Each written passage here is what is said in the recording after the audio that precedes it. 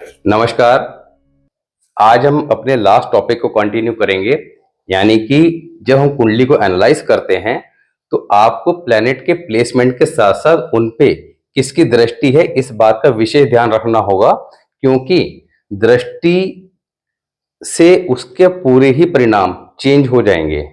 अब जैसे आप इसे समझिए कि अगर आपका जुपिटर जो है 9th हाउस में है या फर्स्ट हाउस में है, किसी भी अच्छे हाउस में है, तो आप चेक करेंगे कि जुपिटर जो है बहुत अच्छा रिजल्ट देने वाला है।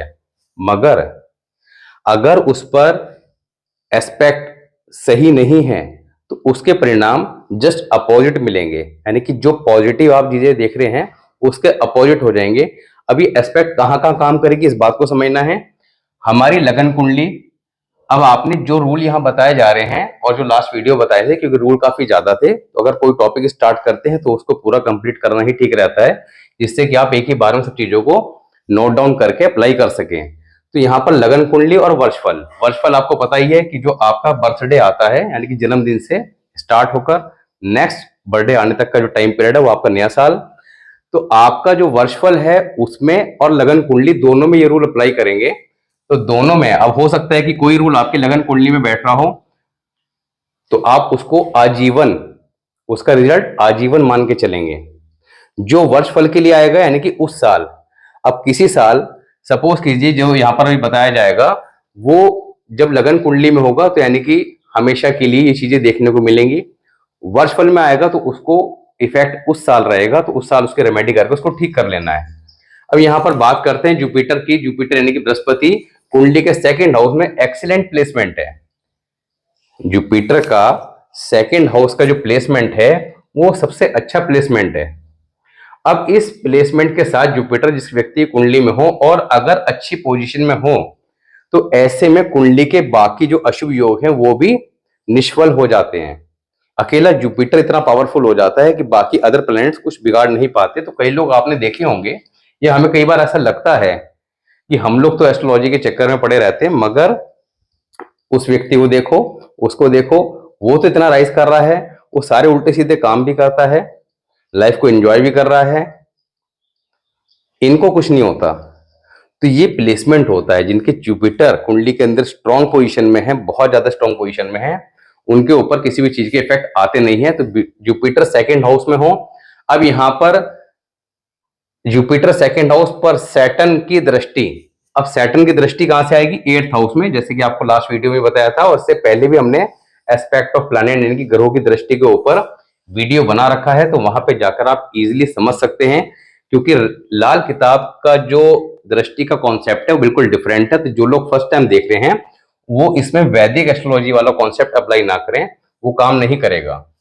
तो यहाँ पर 8th हाउस की दृष्टि कहां जाती है? सेकंड हाउस पर और 12th हाउस पर। अब सेकंड हाउस के अंदर जुपिटर हो और 8th हाउस में सैटर्न हो, तब विद्या के द्वारा धन, यानी कि एजुकेशन सेक्टर से ऐसा जातक धन अवश्य प्राप्त करता है। बेशक साइड में कुछ और काम भी करता हो, मगर एजुकेशन सेक्टर से उसके लाइफ में धन अवश्य आता है। सेकंड, 8th हाउस में अगर मून और मार्स यानी कि चंद्र और मंगल की युति हो, बृहस्पति सेकंड हाउस में हो, तो यहां पर परिवार पर कष्ट के योग कुंडली में बनते हैं। इसके अलावा अगर बुध 8th हाउस में हो तो बहन बेटी बुआ को कष्ट। तो अब आप इसको ऐसे समझेंगे, अगर ये चंद्र मंगल लगन कुंडली के अंदर 8th हाउस में है, जुपिटर में है, तो ये आपका बच्चे की पैदाइश के बाद उसके फैमिली पे किसी न किसी प्रकार की प्रॉब्लम आनी स्टार्ट हो जाती है, ये देखने को मिलेगा। अगर वर्षफल में ये योग आएगा तो उस साल और पर्टिकुलर किस महीने में, उसकी बात हम आगे करेंगे, या टाइमिंग ऑफ इवेंट की बात करेंगे। यानी कि अगर वर्षफल के अंदर कोई प्लैनेट अच्छा है या खराब है तो उसका इंपैक्ट आएगा कब, ये पूरे साल ही वो अपना इफेक्ट देगा? तो ऐसा नहीं है, वो पर्टिकुलर उसका एक मंथ होगा, उस मंथ में ही उसका मेजर इफेक्ट दिखेगा। तो आपको जो रेमेडी परफॉर्म करनी है, अगर ज्यादा खराब है तो वर्षफल के स्टार्टिंग में भी, और साथ ही जब वो आपका उसका पर्टिकुलर एक टाइम पीरियड आ रहा है जिस मंथ में अपने मेजर इफेक्ट देगा, तो उस समय भी वो रेमेडी परफॉर्म कर देनी है, जिससे कि उसके खराब स्थिति से बचा जा सके। तो ऐसी तरह वर्षफल में जब ये कंडीशन आएगी, बृहस्पति सेकंड हाउस और चंद्र मंगल एट्थ हाउस, तो उस साल फैमिली में किसी न किसी प्रकार का कष्ट अवश्य आता है। बुध अगर एट्थ हाउस में, जुपिटर्स में, वर्षफल में, तो उस साल बहन, बेटी, बुआ में से किसी न किसी को तकलीफ अवश्य होती है। Brihaspati fourth house, Brihaspati fourth house, साथ ही राहु बुध शुक्र इसके एनिमी प्लैनेट टेंथ हाउस में, तो अपमानित होने के योग, तो जातक को जीवन में अपमान का सामना करना पड़ता है। अब देखिए यहां पर अगर लगन कुंडली में ये कॉम्बिनेशन बनेगा तो जीवन में किस वर्ष ये घटना घटेगी इसकी अलग कैलकुलेशन है, वो आपको आगे बताएंगे कि कैसे आपको टाइमिंग ऑफ इवेंट निकालना है कि अगर दो ग्रह की युति हो, एक ग्रह की है, तीन ग्रह की, चार ग्रह की है, तो उनको कैसे कंबाइन करके उसका एग्जैक्ट टाइम निकाल सकते हैं आप। साथ ही अगर वर्षफल में आएगी तो वर्षफल में उस साल जो है किसी न किसी कारण जातक को अपमान का सामना करना पड़ सकता है। Jupiter Brihaspati fifth house, Ketu 11th house, संतान को कष्ट या विघ्न। तो यहां पर अगर बर्थ चार्ट में जुपिटर फिफ्थ हाउस और केतु 11th हाउस में है तो संतान प्राप्ति में समस्या। हालांकि जुपिटर फिफ्थ हाउस में है तो ऐसे में ऐसे जातक का जो टर्निंग पॉइंट होता है लाइफ का, वो उसकी संतान की प्राप्ति के बाद होता है। संतान में भी बात करें तो बेटे की, तो ऐसे में कहा गया है कि ऐसे जातक के बेटा जब पैदा होगा तो उसकी लाइफ के अंदर ग्रोथ निश्चित तौर पर आती है। और स्पेशली अगर बेटा बृहस्पतिवार को हो गया तो ये बहुत ही सुंदर योग कुंडली में बन जाएगा। ऐसा जातक फिर जीवन में कभी मुड़ के नहीं देखता, बहुत अच्छी ग्रोथ लेता है। और मैंने बहुत सारे चार्ट में ये चीजें देखी हैं। मगर जुपिटर फिफ्थ हाउस में होगा और जब केतु 11th हाउस में होगा तो संतान प्राप्ति में भी समस्या आती है। इसके अलावा संतान को कष्ट के योग भी बनते हैं। वर्षफल में है तो वर्षफल में बनेंगे, लगन कुंडली में है तो आपका लगन कुंडली के हिसाब से बनेंगे।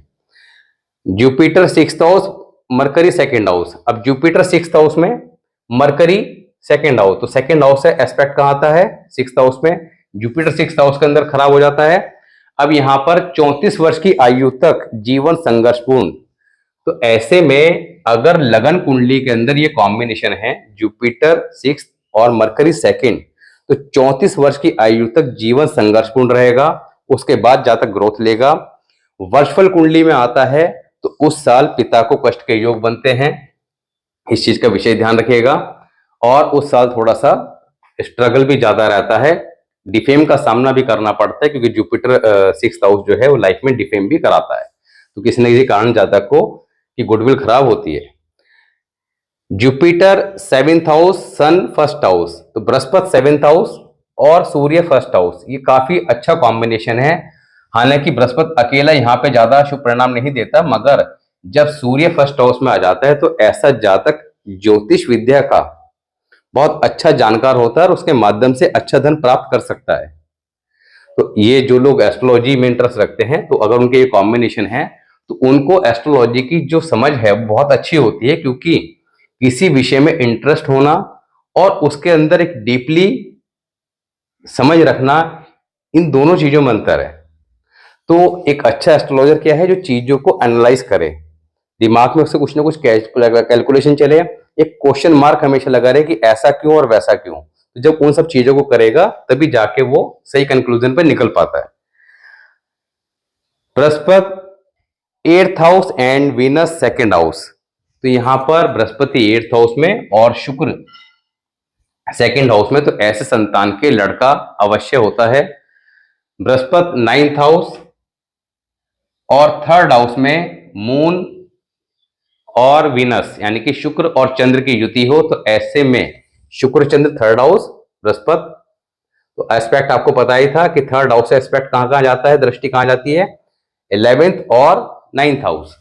तो ऐसे में जातक की जो किस्मत है उसके अंदर उतार चढ़ाव काफी देखने को मिलते हैं। यानी कि लाइफ के अंदर कभी ऐसा जातक काफी ज्यादा अच्छी पोजीशन में पहुंच जाएगा और काफी कई बार वो एकदम डाउन पोजीशन में आ जाएगा। तो उतार चढ़ाव काफी देखने को मिलते हैं। Brihaspati 9th house, Shani fifth house, तो फिफ्थ हाउस का शनि हालांकि शुभ नहीं माना गया है, मगर फिफ्थ हाउस का शनि जब दृष्टि डालेगा आपका 9th हाउस के बृहस्पति पर, तो ये एक अच्छा योग कुंडली में बन जाता है। ऐसे जातक की आर्थिक स्थिति काफी मजबूत होती है। Brihaspati 9th house, Brihaspati 9th house और थर्ड हाउस में इसके एनिमी प्लैनेट राहु बुध शुक्र इनमें से कोई भी हो, तब bad for child and wealth, यानी कि संतान और धन दोनों के लिए ये योग काफी ज्यादा खराब माना गया है। बृहस्पति 10th हाउस, अब 10th हाउस का बृहस्पति कोई खास अच्छा नहीं माना गया है, नेगेटिव रिजल्ट ज्यादा देखने को मिलते हैं। मगर फोर्थ हाउस से क्योंकि 100% एस्पेक्ट कहां आती है, दृष्टि कहां आती है, 10th हाउस में, तो फोर्थ हाउस में अगर शुक्र चंद्र मंगल सूर्य इनमें से कोई भी प्लेनेट हो, तब यहां पर ये एक राजयोग बन जाता है। ऐसा जातक धन के संबंध में काफी ज्यादा भाग्यशाली होता है। किसी भी काम में वो हाथ डालता है तो उसी में उसको अच्छा खासा पैसा कमाने के अवसर प्राप्त होते हैं। बृहस्पति 11th हाउस, अब अगर बृहस्पति 11th हाउस में है, उस पर तीसरे घर यानी कि थर्ड हाउस से उसके एनिमी प्लैनेट यानी कि बुध शुक्र या राहु की दृष्टि है, तब ऐसे में 11th हाउस का जो जुपिटर है, बृहस्पति है, उसका फल खराब हो जाएगा। तो इसके परिणाम आप कैसे समझ सकते हैं? जुपिटर 11th हाउस के वीडियो में हमने शुभ या अशुभ दोनों स्थितियों का वर्णन किया है, तो वहां पर जाकर आप अशुभ स्थिति को समझ सकते हैं अगर ये प्लेसमेंट आप लगन कुंडली या वर्षफल कुंडली दोनों में कहीं भी चेक करते हैं। अब बात करते हैं सन की। सन अगर कुंडली के फर्स्ट हाउस में हो, तो यहां पर शुक्र अगर 7th हाउस में है, सन फर्स्ट हाउस शुक्र 7th हाउस, तो सूर्य की दृष्टि कहां आ जाएगी? शुक्र पर। तब ऐसे में शुक्र क्या है? हमारी married life disturb, love marriage के योग कई बार कुंडली बन जाते हैं। पति पत्नी में लड़ाई झगड़ा तलाक की स्थिति भी देखने को मिलती है। पत्नी के हेल्थ इश्यू, पिता के सुख में कमी, कई बार पिता की मृत्यु जो है जल्दी भी देखने को मिलती है। सूर्य 2nd हाउस और चंद्रमा 8th हाउस, अब सूर्य 2nd चंद्रमा 8th हाउस, तो जब ये कॉम्बिनेशन है तब ऐसे में किसी से मुफ्त या दान कुछ भी लेना जातक को जीवन में बर्बाद कर देगा। तो यहां पर बार बार आपको एक बात के लिए कहा जा रहा है कि अगर लगन कुंडली में ये चीज बन रही है तो आजीवन इस चीज का नियम बना लें कि मुझे किसी से फ्री में कुछ नहीं लेना, कोई चीज गिफ्ट नहीं लेनी, कोई दान नहीं लेना। और अगर वर्ष फल में ये कॉम्बिनेशन बन रहा है तो उस साल नहीं लेना। तीसरा, सूर्य 4th हाउस और बृहस्पति 10th हाउस, बृहस्पति 10th हाउस सूर्य 4th हाउस, तो अभी ये रूल पहले भी डिस्कस किया था। तो बृहस्पति और सूर्य का जब ये कॉम्बिनेशन बनेगा तब ऐसे में ऐसे जातक को लाइफ में ग्रोथ करने के लिए क्या चाहिए? एक तो हमेशा अपने पिता के साथ रहे, क्योंकि जनरली ऐसा जातक जीवन में कारण कुछ भी हो अपने पिता से दूर चला जाता है, और पिता के साथ रहना ही उसके जीवन के सारे दुखों को दूर करता है। दूसरा, ऐसे जातक के पिता भी धनवान होंगे और जातक को भी जीवन में धन की कोई कमी नहीं होगी। सूर्य 6th हाउस और चंद्रमा 12th हाउस, तो सूर्य की पोजीशन 6th हाउस में और चंद्रमा 12th हाउस में हो, तब स्वयं या पत्नी यानी कि खुद या पत्नी दोनों में से किसी न किसी को आंखों से संबंधित गंभीर समस्या देखने को मिलेगी। कई बार एक आई साइट डैमेज भी हो जाती है, ये स्थिति भी देखने को मिलती है। सूर्य 7th हाउस और फर्स्ट हाउस में, अब देखिए सूर्य अगर 7th हाउस में प्लेस्ड है तो यहाँ पर ये वीनस को डैमेज करता है, मैरिड लाइफ में प्रॉब्लम क्रिएट करता है। सेम सिचुएशन जैसे सूर्य फर्स्ट हाउस और वीनस 7th हाउस, या सूर्य और शुक्र की युति कुंडली में कहीं भी हो तब भी आपको यही फल देखने को मिलेंगे। तो सूर्य 7th हाउस में ऑलरेडी काफी ज्यादा खराब पोजीशन में आ गया, शुक्र को डैमेज कर रहा है। ऊपर से अगर फर्स्ट हाउस में राहु केतु या शनि फर्स्ट हाउस में, या शनि इन तीनों में से कोई भी इनके साथ हो, सूर्य के साथ आ जाए, तब ऐसे में यहां पर सूर्य का फल बहुत ज्यादा खराब हो जाएगा। तब रिजल्ट क्या आएंगे? धन का अभाव रहेगा, जातक को जीवन भर धन की कमी का सामना करना पड़ता है। लगन कुंडली में है तो जीवन भर, वर्षफल कुंडली में ये योग आ रहा है तो उस साल। सूर्य 8th हाउस और बुध 2nd, अब सूर्य 8th हाउस में दृष्टि डालेगा 2nd हाउस में बैठे बुध पर, तब धन की कमी का अभाव रहेगा। दूसरा, अगर ऐसा जातक किसी स्त्री के प्रेम में पड़ जाए तो उसको लाइफ में बहुत ज्यादा समस्या आएंगी, जीवन उसका बर्बाद हो जाएगा। तो ये चीज देखने को मिलती है। बुध 5th house Mercury fifth house, सूर्य नाइन्थ हाउस। मरकरी फिफ्थ की एस्पेक्ट कहां जाएगी? सूर्य नाइन्थ हाउस पर। ऐसे में क्या योग है? 34 वर्ष की आयु के बाद जातक का भाग्योदय होगा।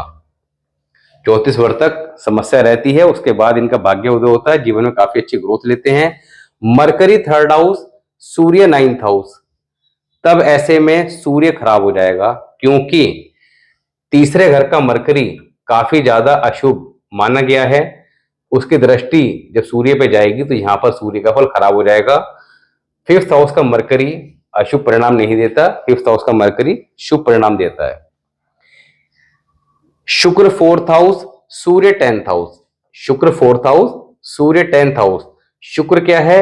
एनिमी सूर्य का। जब ये कॉम्बिनेशन होगा तब ऐसे में पिता की मृत्यु जल्दी देखने को मिलेगी, यानी कई बार बचपन में हो जाती है। राहु फोर्थ हाउस और सूर्य टेंथ हाउस, बहुत खराब योग है। इस योग को अल्पायु योग कहा जाता है, यानी कि जातक की आयु कम देखने को मिलेगी।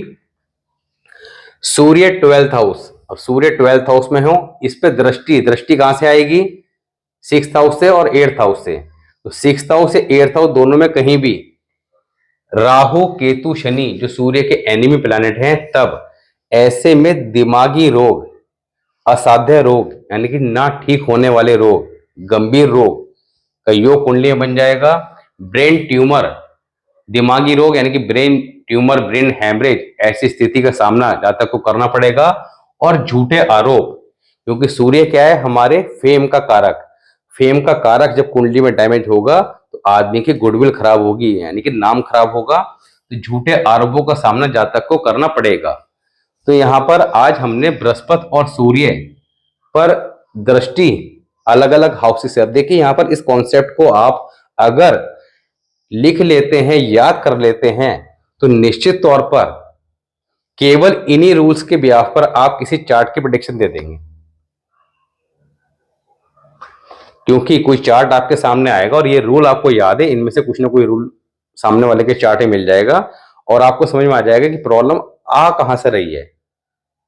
या किसी को अभी समस्या करंट में चल रही है तो आप उसके वर्षफल के ब्याह पर इस चीज को चेक करके रेमेडी एडवाइस कर सकते हैं। तो ये रूल अपने आप में इतने इंपॉर्टेंट है कि इन रूल्स को याद करना, समझना प्रेडिक्शन के लिए बहुत जरूरी है। बिना इनको समझे आप प्रेडिक्शन समझ ही नहीं सकते कि क्या होने वाला है, क्योंकि आप देख रहे हैं कि प्लेनेट का प्लेसमेंट अच्छा होने के बावजूद अगर उन पे एस्पेक्ट, दृष्टि ठीक नहीं है तो यहां पर उनके परिणाम पूरी तरह से बदल जा रहे हैं। तो जितना वो अच्छा फल देने वाले थे उतने ही खराब रिजल्ट मिल रहे हैं। और इसकी इंपॉर्टेंस क्या है कि अगर आप ये चीजें समय रहते अपने चार्ट में समझ लेते हैं, अगर लगन कुंडली में है तो स्टार्टिंग से क्या प्रिकॉशन और क्या रेमेडीज परमानेंट करके चलनी है, उन बातों को आप फॉलो करेंगे।